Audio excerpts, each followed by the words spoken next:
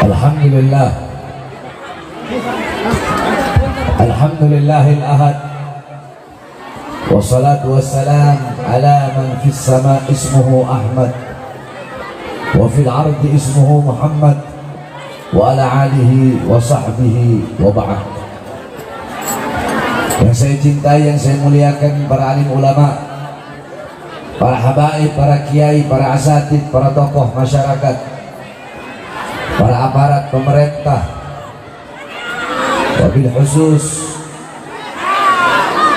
sahibul bait beserta seluruh panitia peringatan Maulid Nabi besar Muhammad sallallahu alaihi wasallam, beserta seluruh jamaah kaum muslimin muslimat, bapak-bapak, ibu-ibu, dan khususnya para pemuda-pemudi baginda Nabi besar Muhammad yang selalu dimuliakan oleh Allah Subhanahu wa taala.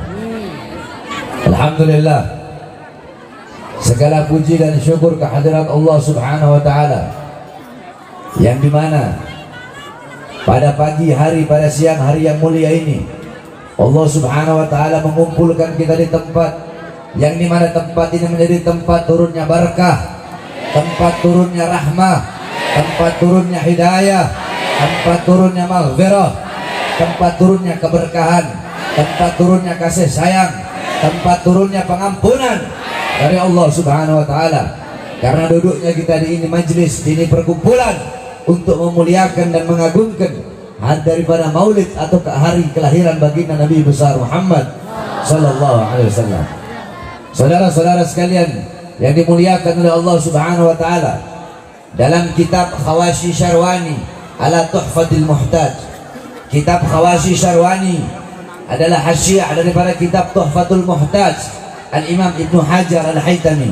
Kitab Tuhfatul Muhtaj Al-Imam Ibnu Hajar Al-Haytami adalah syarah daripada kitab Minhaj Al-Imam An-Nawawi.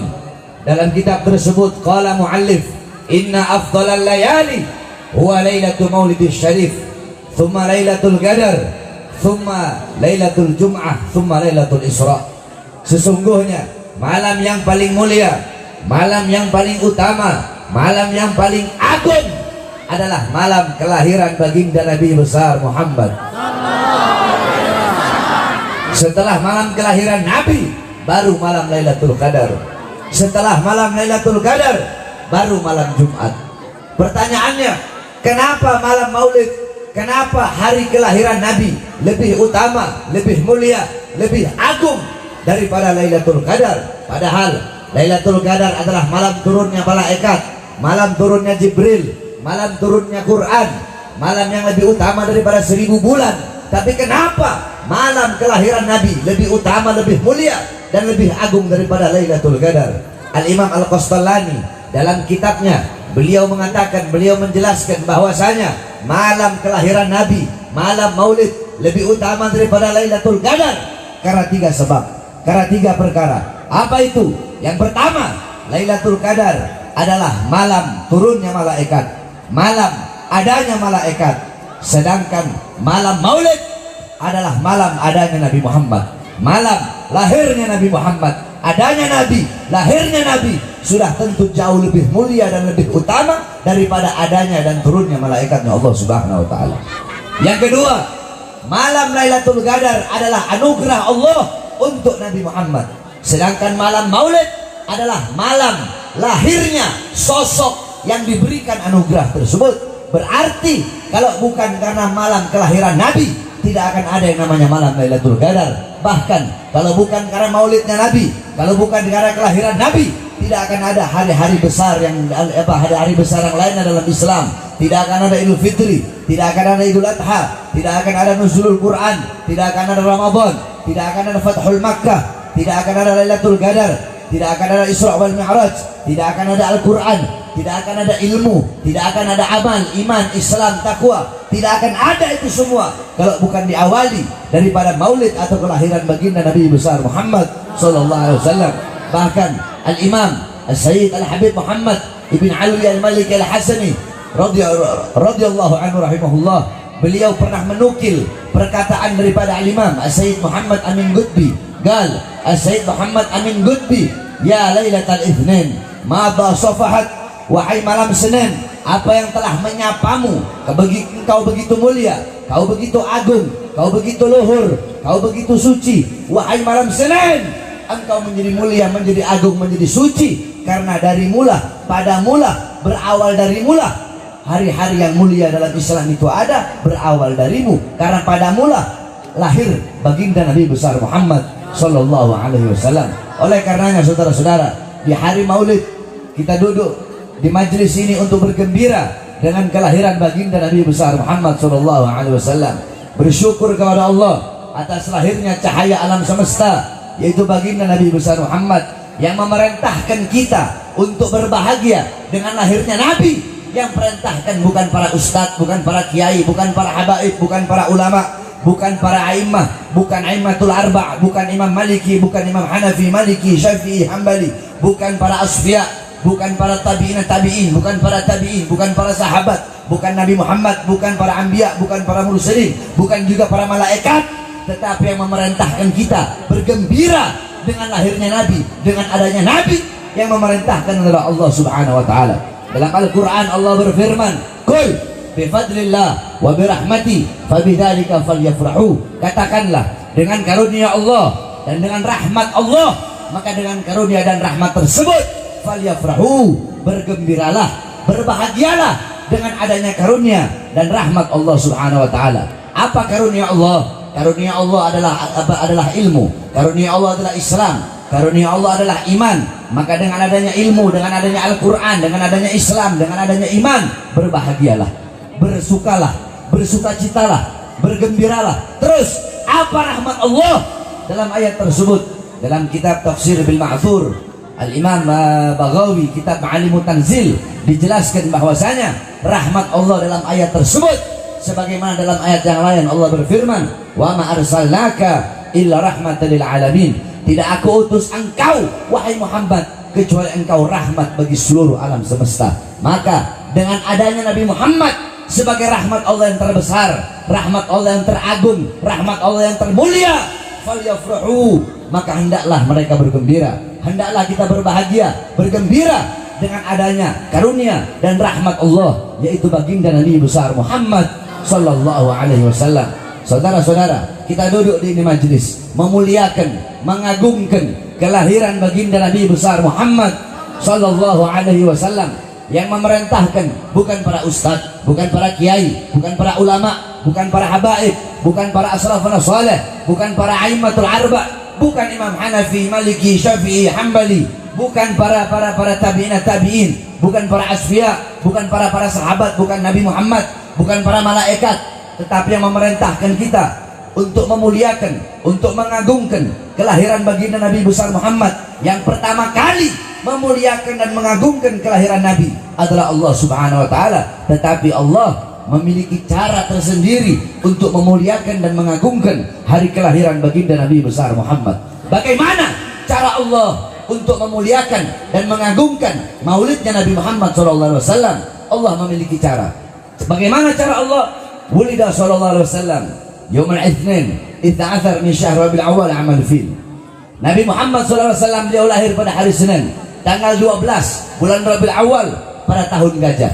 Wa summiya ama wiladati amal fil li'anna al-malik al-Habasyah ja'id al-Ka'bah ja'id al-Makkah li hadbil Ka'bah. Dinamakan tahun kelahiran beliau sebagai tahun gajah karena Raja Habasyah bersama pasukannya datang membawa pasukan gajah untuk menghancurkan Ka'bah. Fa'ahlakallahul jaysh. Allah hancurkan pasukan gajah tersebut dengan apa?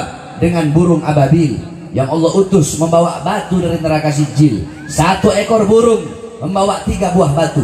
Satu batu di mulutnya, satu batu di kaki kanannya, satu batu di kaki kirinya. Ketika itu burung lemparkan itu batu, jatuh di atas kepala, tembus sampai ke kakinya pasukan gajah. Faja'alahum ka'asfim ma'kul.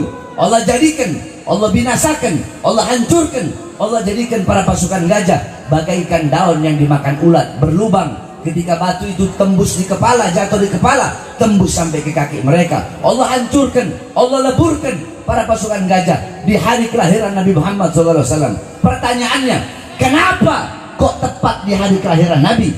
Apakah mustahil sebelum mereka berangkat Allah hancurkan? Bisa Allah hancurkan sebelum mereka berangkat ke Mekah atau sesudah mereka pergi, sesudah mereka balik dari Mekah. Tapi kenapa Allah hancurkan mereka tepat di hari kelahiran Nabi? Tasyrifan wa takriman wa ta'ziman li maulidin Nabi sallallahu alaihi wasallam, untuk memuliakan, mengagungkan hari kelahiran Nabi Muhammad sallallahu alaihi wasallam.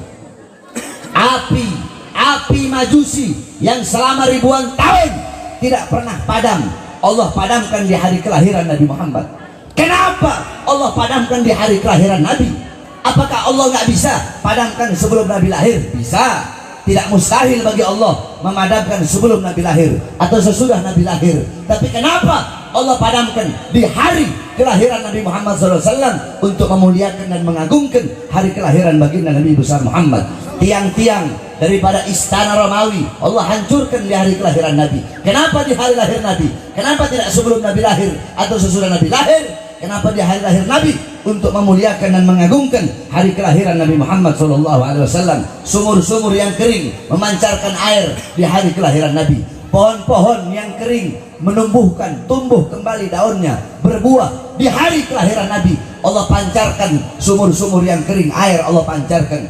Pohon-pohon yang kering Allah tumbuhkan dedaunannya. Kenapa di hari lahir Nabi? Apakah tidak bisa sebelum Nabi lahir? Bisa. Apakah tidak bisa sesudah Nabi lahir? Bisa. Tidak mustahil bagi Allah. Tapi kenapa di hari lahirnya Nabi? Untuk memuliakan dan mengagungkan kelahiran Nabi Muhammad SAW. Seperti itulah cara Allah memuliakan dan mengagungkan hari kelahiran kekasihnya, yaitu baginda Nabi besar Muhammad SAW. Maka intinya, jikalau kita duduk di ini majelis intisari maulid, jikalau intisari maulid adalah berbahagia dengan lahirnya Nabi, maka berarti Allah yang memerintahkan maulid.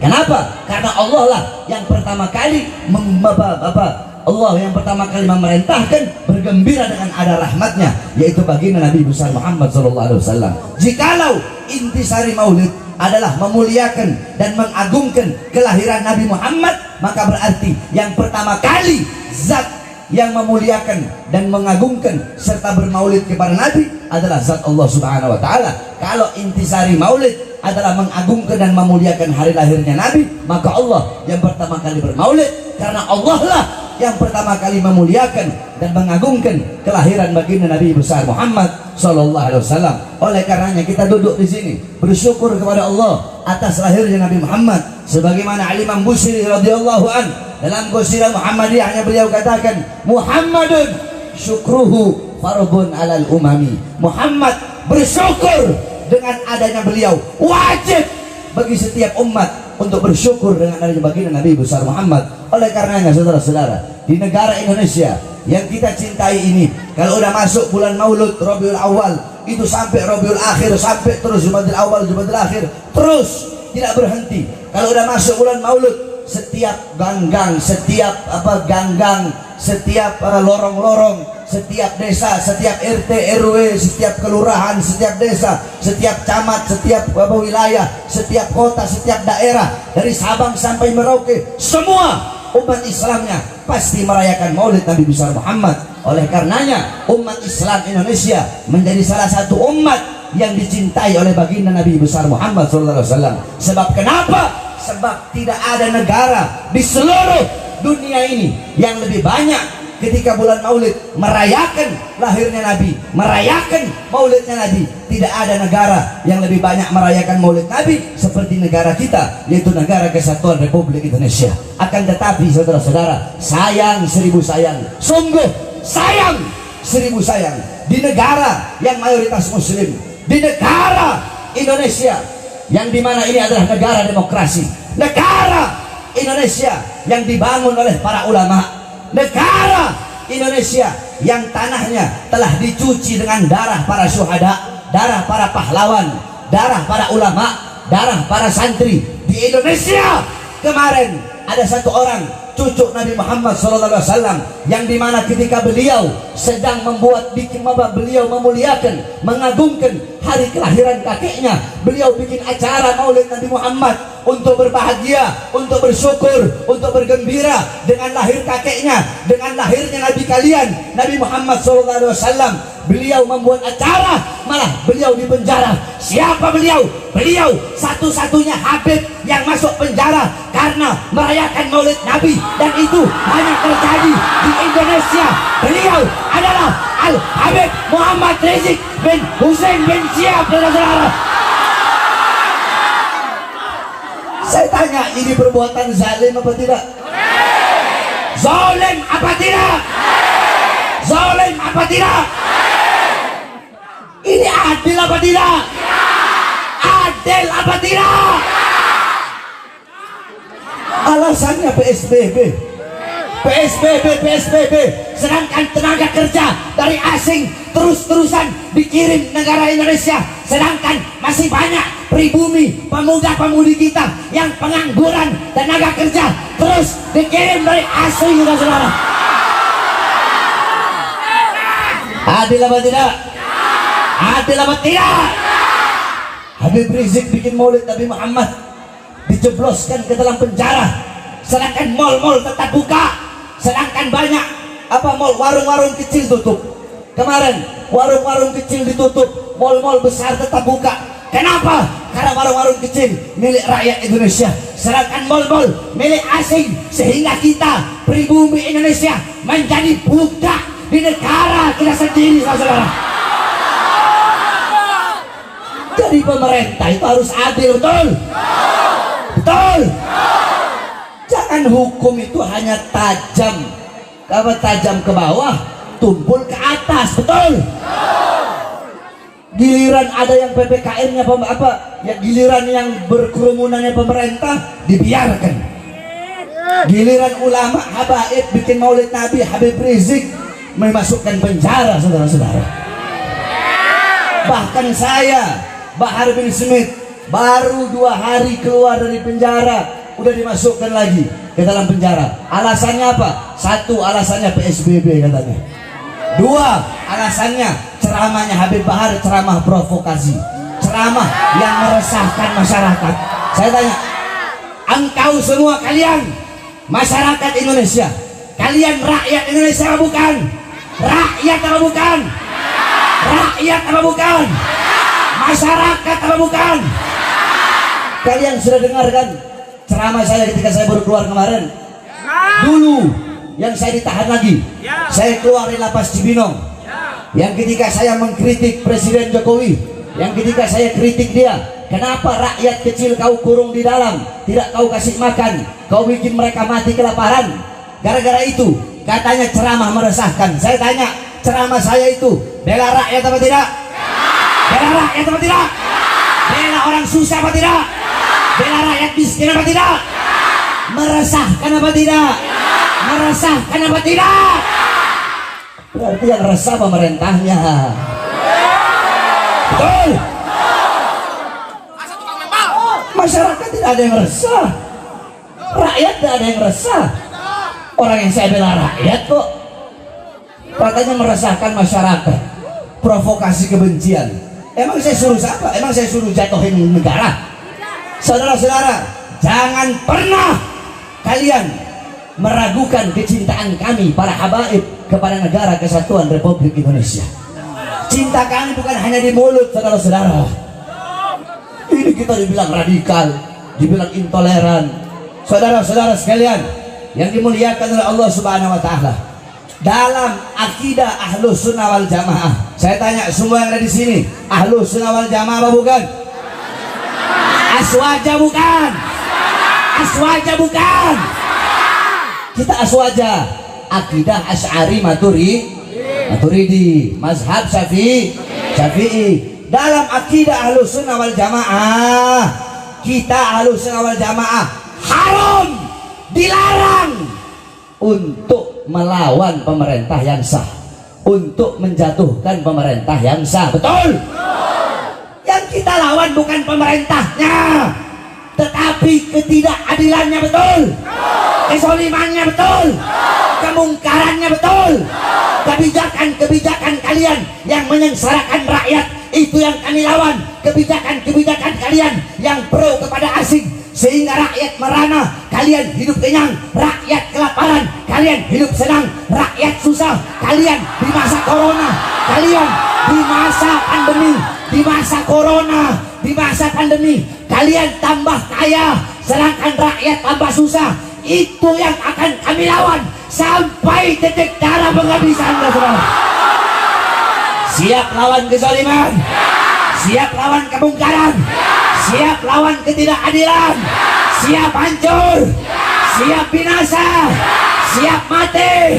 Allahu Akbar, Allahu Akbar, Allahu Akbar. Ini penista agama dilindungi, betul? Hukum tajamnya ke kanan, tumpul ke kiri. Penista-penista agama karena berada di pihak kekuasaan, walaupun berkali-kali dilaporkan, tidak diproses, betul? Kenapa? Karena mereka berada di pihak kekuasaan. Kalau kita orang yang selalu mengkritik penguasa, ngomong ini, masuk, diperiksa, dilaporkan, diperiksa dari saksi langsung jadi tersangka, dari tersangka dimasukkan penjara langsung, saudara-saudara, secepat kilat. Kenapa? Karena kita, jawabannya hanya satu, karena kami tidak berada di pihak kekuasaan. Jawabannya hanya satu, kenapa? Kami tidak bisa disuap, kami tidak bisa dibeli. Kenapa? Dalam darah, di dalam tubuh kami, dalam tubuh Habib Rizik Syihab mengalir darah suci baginda Nabi besar Muhammad SAW. Kakek-kakek kami sudah biasa dibunuh, saudara-saudara, di penjara biasa. Kami punya kakek-kakek udah biasa dibunuh. Kami punya kakek Sayyidina Ali bin Abi Thalib radhiyallahu anhu, ketika sedang sholat ditikam dari belakang, ditusuk dari belakang, wafat. Kenapa beliau dibunuh? Beliau dibunuh, jawabannya satu, karena beliau yang berada di barisan paling depan untuk melawan para pemerintah yang zalim. Kami punya kakek Sayyidina Hasan radhiyallahu anhu. Sayyidina Hasan diracun, saudara-saudara, dikhianati oleh istrinya sendiri, diracun. Khalifah pemerintah ketika itu menjanjikan kepada istrinya Sayyidina Hasan, kalau kamu bisa membunuh suamimu, akan aku beri engkau kekuasaan. Ya khianati Sayyidina Hasan radhiyallahu anhu. Sayyidina Hasan makan suatu makanan yang ada racun, keluar semua isi perutnya, beliau wafat. Kenapa? Jawabannya satu, karena beliau yang berada di barisan paling depan. Untuk apa? Untuk melawan kezaliman para pemerintah. Beliau berada di barisan paling depan untuk menyampaikan kebenaran. Kami punya kakek Al-Imam Husain, Sayyidina Husain radhiyallahu anhu. Kakeknya kami para habaib, dipenggal kepalanya, saudara-saudara.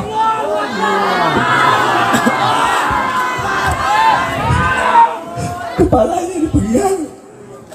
Anak beliau yang masih bayi, Sayyidina Ali al-Asghar, beliau angkat di hadapan para musuh. Beliau berkata, jikalau kalian ingin memerangiku, perangilah aku, tapi jangan perangi anakku yang tidak berdosa. Anakku ini dalam keadaan kehausan. Tidakkah ingin, tidak adakah belas kasihan kalian untuk memberi anakku ini minum? Yang diterima bukan minuman, tetapi anak panah, saudara. Anak panah terkena di leher anak Sayyidina Husain yang ketika itu masih bayi. Beliau disembelih kepalanya, ditancapkan di tombak, dipertontonkan. Anak-anak perempuan beliau dirantai, ditawan nenek-nenek kami. Anak beliau Imam Ali Zainal Abidin dimasukkan penjara, saudara-saudara. Itu kakek-kakek kami. Mereka biasa dibunuh, mereka biasa dipenjara. Kenapa? Karena mereka yang berada di barisan paling depan untuk menyampaikan kebenaran, melawan kezaliman, kebungkaran. Mereka tidak pernah tunduk kepada kezaliman para pemerintah. Darah beliau, darah beliau darah-darah pejuang mereka, darah-darah keberanian mereka mengalir dalam tubuh Habib Rizik, mengalir dalam darah daging kami. Oleh karenanya kami para habaib bersumpah demi Allah, selama kedua mata kami masih terbuka untuk melihat ketidakadilan, untuk melihat kemungkaran, untuk melihat kezaliman, melihat penderitaan rakyat, melihat kesengsaraan rakyat, melihat para ulama dinistakan, maka selama itu juga kami akan tegak berdiri melawan kezaliman, tidak akan pernah berhenti sampai mati, tidak akan mundur walaupun harus hancur saudara-saudara. Oleh karena saya sampaikan kepada engkau semua, cukup bangkit, bangun kalian. Sekarang adalah saat bagi kita untuk sama-sama berjuang untuk bangsa, betul? Berjuang untuk rakyat, betul? Berjuang untuk Indonesia, betul? Kita orang nggak berjuang. Kau pikir saya berjuang untuk diri saya sendiri? Hah? Buat apa saya ambil risiko masuk penjara? Buat apa? Saya tahu risikonya bakal masuk penjara. Itu minimal, risiko minimal. Risiko paling besar saya mati dibunuh. Tapi saya ambil risiko itu. Untuk apa? Untuk membela agama kakek saya. Untuk apa?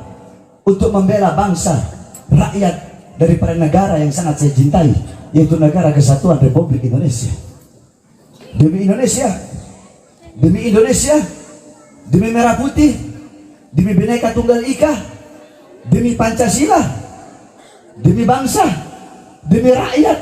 Jangankan cuma di penjara atau dibenci atau dihina atau dicaci maki, demi bangsa, demi rakyat, demi Indonesia, demi NKRI, demi Garuda, demi merah putih, demi Pancasila, demi Allah, jangankan di penjara, dicaci, dimaki, darah, nyawa, jiwa Bahar bin Smith murah saudara-saudara.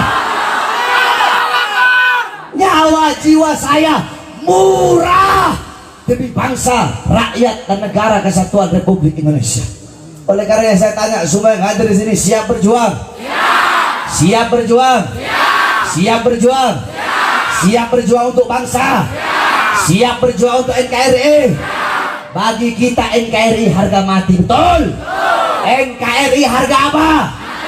NKRI, NKRI, NKRI, merah putih, harga merah putih, NKRI, Pancasila, Bhinneka Tunggal Ika, harga mati.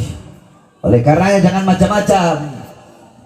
Para pemerintah, kalian para pemerintah, TNI kek, Polri kek, pemerintah dari RT, RW, lurah, camat, bupati, wali kota, menteri, presiden, kalian diangkat oleh rakyat. Anggota dewan, DPR, MPR, rakyat. Kami rakyat Indonesia adalah ibu kandung kalian, betul? Kami rakyat adalah ibu kandung kalian. Seragam kalian, senjata kalian, tank-tank kalian adalah dari keringat kami, bangsa dan rakyat Indonesia. Oleh karenanya jangan macam-macam dengan kami rakyat Indonesia. Seragam kalian dari kami rakyat, betul? Dari kami bangsa, betul? Oleh karenanya kita doakan mudah-mudahan pemerintah kita ini jadi pemerintah yang baik. Jadi pemerintah yang jadi pemerintah yang benar. Yang tidak benar-benar, yang tidak benar Allah benarkan. Yang zolim-zolim Allah jadikan pemerintah yang adil. Kita berdoa kepada Allah Subhanahu Wa Taala. Kalau ada pemerintah yang zolim, mudah-mudahan kalau mereka nak mau bertobat, Allah hancurkan mereka. Allah binasakan mereka, saudara. Kalau ada yang tidak amanat, udah dikasih peringatan. Kau yang amanat, udah dikasih peringatan, tetap tidak amanat, udah didoakan, tetap tidak amanat. Ya kita doakan biar Allah hancurkan, betul? Dan terakhir, kita doakan saudara-saudara kita yang dilanda musibah di daerah Semeru, saudara-saudara. Karena qala Rasulullah sallallahu alaihi wasallam, "Mathalul mu'min mathalul jasad, idza ishtaka minhu 'udwun tada'a sa'iril jasad bis-sahri wal humma." Kata Nabi, perumpamaan orang mukmin itu bagaikan satu jasad.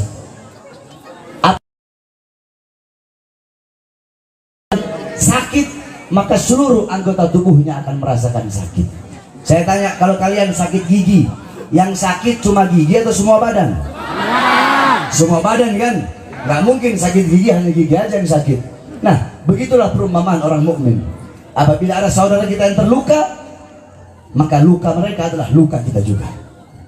Penderitaan mereka adalah penderitaan kita juga. Saudara-saudara kita yang ditimpa musibah, musibah yang mereka alami sama seperti kita mengalami musibah. Mereka yang wafat, ada yang anak-anaknya menjadi yatim, sama seperti kita kehilangan orang tua kita menjadi yatim. Mereka istri-istri yang menjadi janda, sama seperti kita para suami yang kehilangan istri-istri kita.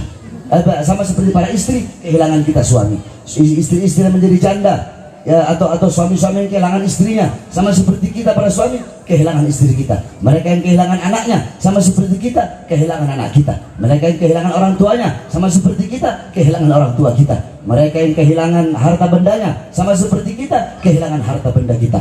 Oleh karenanya penderitaan mereka, penderitaan kita juga. Sebab mukmin bagaikan satu tubuh. Apabila ada sebagian yang merasa sakit, maka seluruh tubuh akan merasakan sakit. Kita bacakan Fatihah agar para arwah yang meninggal dalam musibah Semeru, mudah-mudahan Allah Subhanahu wa taala terima seluruh amal ibadahnya. Para saudara-saudara kita yang terkena luka, mudah-mudahan cepat Allah pulihkan cepat. Allah Subhanahu wa taala angkat segala macam penyakitnya.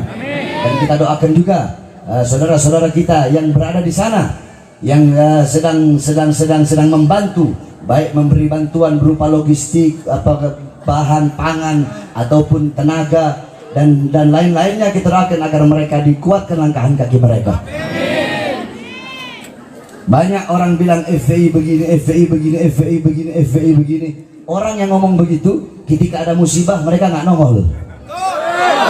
Justru ketika ada musibah dan ada bencana, FPI lah yang selalu nongol, saudara-saudara. Betul? Kita ngomong kebenaran, betul?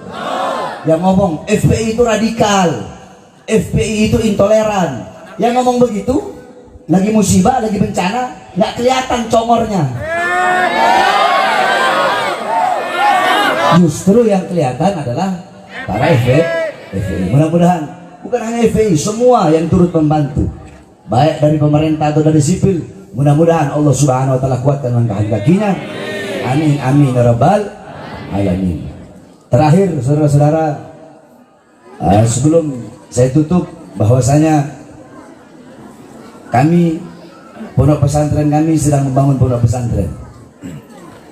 Dan seperti yang sering saya sampaikan dari zaman dulu sampai sekarang, bahwasanya pondok pesantren saya haramkan menerima bantuan atau uang dari pemerintah.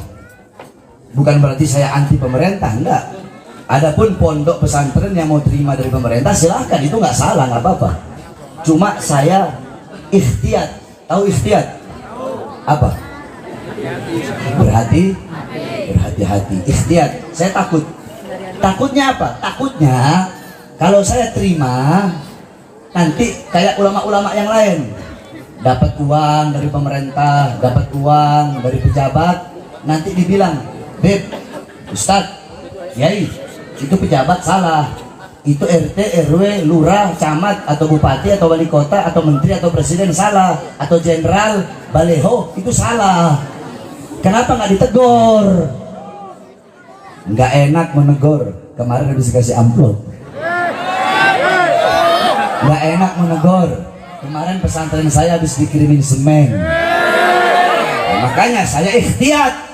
Saya berhati-hati. Saya tidak mau terima bantuan. Karena itu tadi, takutnya nanti apabila ada kesalahan-kesalahannya, saya tidak enak untuk menegur. Makanya selama ini saya mau negur, mau tegur aja. Kenapa? Saya tidak pernah terima sepeser pun ditawarkan, bahkan miliaran, ratusan miliar. Saya tidak bisa dibeli, saya tidak bisa disuap, saya tidak bisa disodok sebagaimana datuk-datuk saya baginda Nabi besar Muhammad SAW. Oleh karenanya diharapkan kepada seluruh hadirin untuk mengeluarkan hartanya di jalan Allah Subhanahu wa taala. Harta yang berada dalam kantongmu bukan harta milikmu, Tapi harta yang kau keluarkan itu adalah harta milikmu. Tidak ada harta yang bisa menyelamatkan seseorang dalam kubur kecuali harta yang dikeluarkan di jalan Allah Subhanahu wa taala. Oleh karenanya sama-sama kita baca Mars Pembela Rasulullah. Fadhil Habib Basim Al-Habsyi, beliau kita minta dengan hormat untuk menyanyikan Mars Prajurit Pembela Rasulullah agar para pemuda-pemudi dan para santri khususnya selalu semangat berjuang